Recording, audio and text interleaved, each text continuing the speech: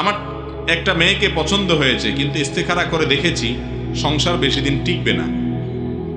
এই অবস্থায় আমি কি করব? ভাই, ইস্তেখারা করে আপনি কিভাবে বুঝলেন সংসার বেশি দিন টিকবে না? এই ইস্তেখারাটা আমাকে একটু শিখিয়ে দেন ভাই। এত পাওয়ারফুল এবং একেবারে প্রোয়েক্টিভ ইস্তেখারা, যে রেজাল্ট একেবারে হাতে নাতে, বেশি দিন টিকবে না সেটাও আপনি জানতে পারলেন। এই ইস্তেখারা সিস্টেমটা শিখিয়ে দেন। আমরা যুবকদের বলি সবাই করুক। ভাই, ইস্তেখারা সম্পর্কে আমাদের অনেকের ভুল ধারণা আছে। ইস্তেখারা জিনিসটা কি ভাই?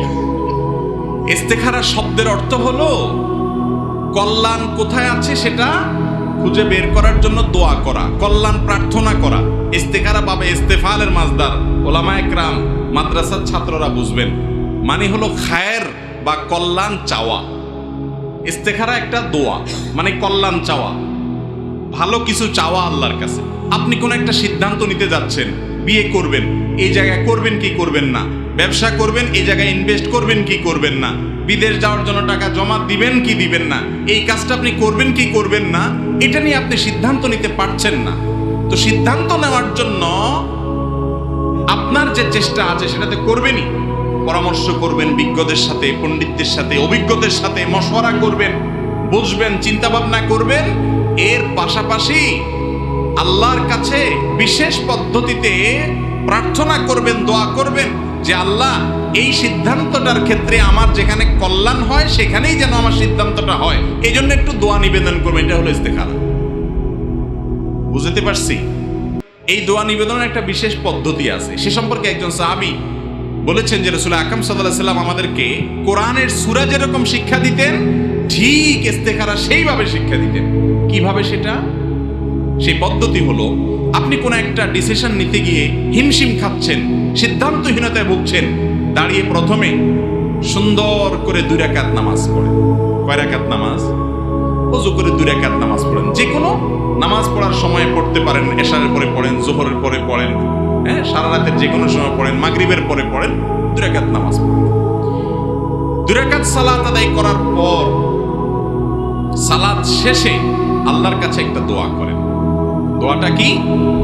আল্লাহুম্মা ইন্নী আস্তাখিরুকা বিইলমিকা ওয়া আস্তাকদিরুকা বিকুদরাতিকা ওয়া আসআলুকা মিন ফাদলিকাল আযীম ফাইন্নাকা তাকদিরু ওয়া লা আকদিরু ওয়া তা'লামু ওয়া লা আ'লামু ওয়া আনতা আল্লামুল গুয়ুব।